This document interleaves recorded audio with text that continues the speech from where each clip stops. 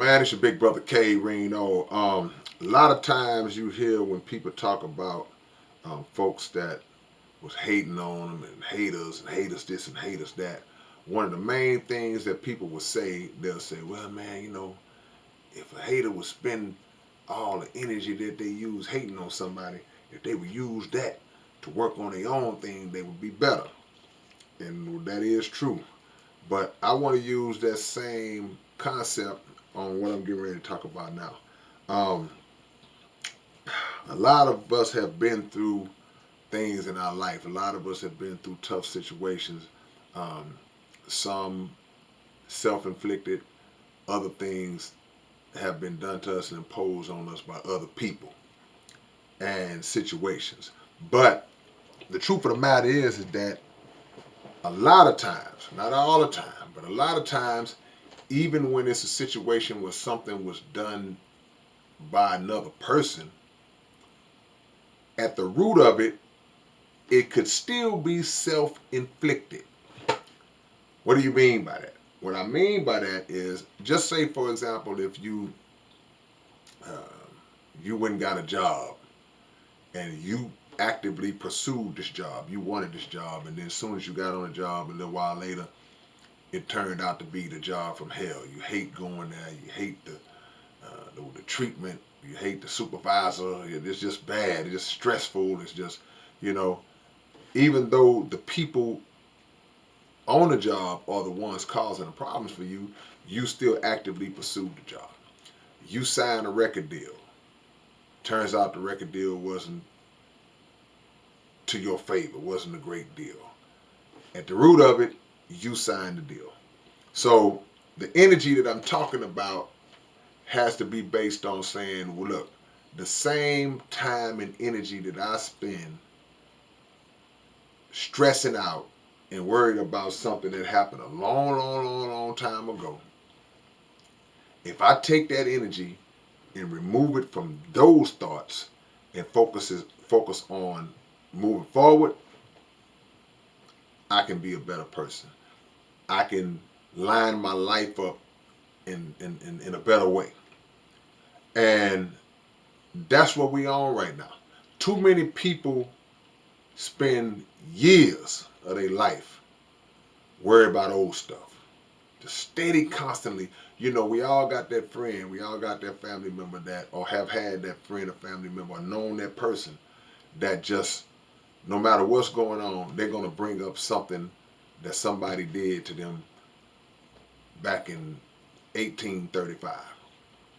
And they don't make any progress in one or two areas or both areas, meaning that they either allow what that person did or what happened to them a long time ago to keep them in a stagnant mode, in the same place, and they never advance because they're so fixated on that. Or even if they have advanced in life in other areas, you might have a good job, you may be doing well, but that side of it up here is still something that you can't seem to get over. So you find yourself bringing it up, and you find yourself um, dumping it on the people around you, and the people around you that care about you, who have tried multiple times to help you get past it. You just don't seem to want to let it go. You don't want to. It's almost as if you don't want to get past it.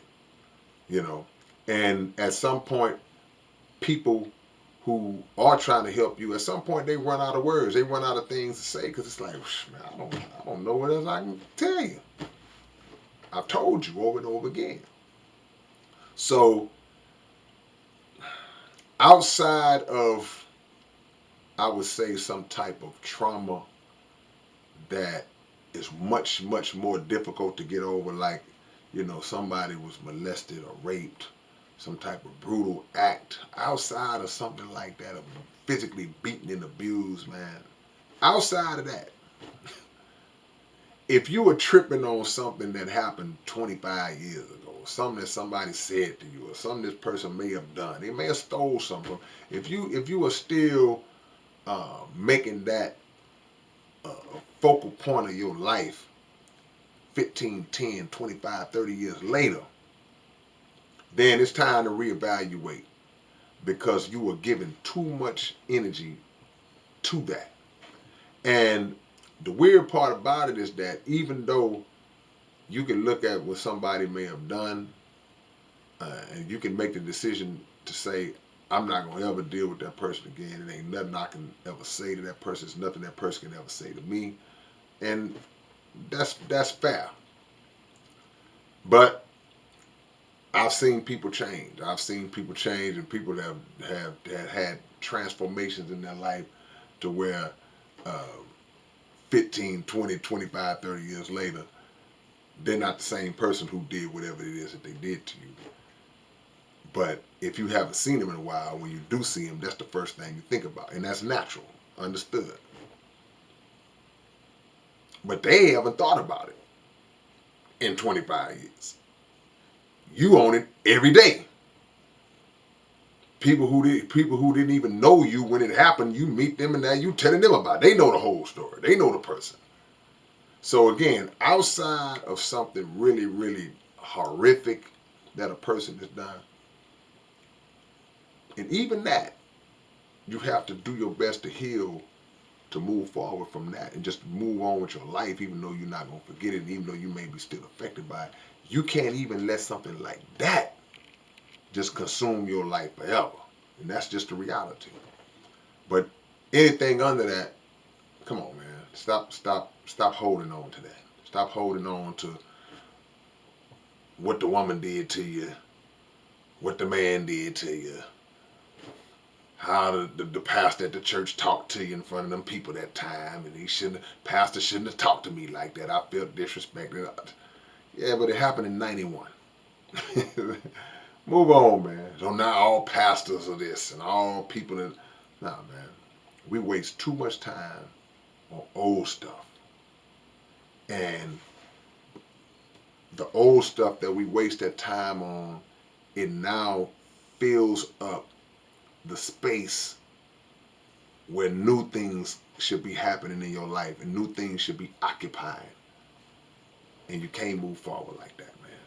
All right, man. It's your big brother K-Rino. I will catch y'all with another one real soon. Go get my new album, Audio Optics, available on all the platforms, and physical copies on southparkcoalition.net. Go check us out. All right, peace.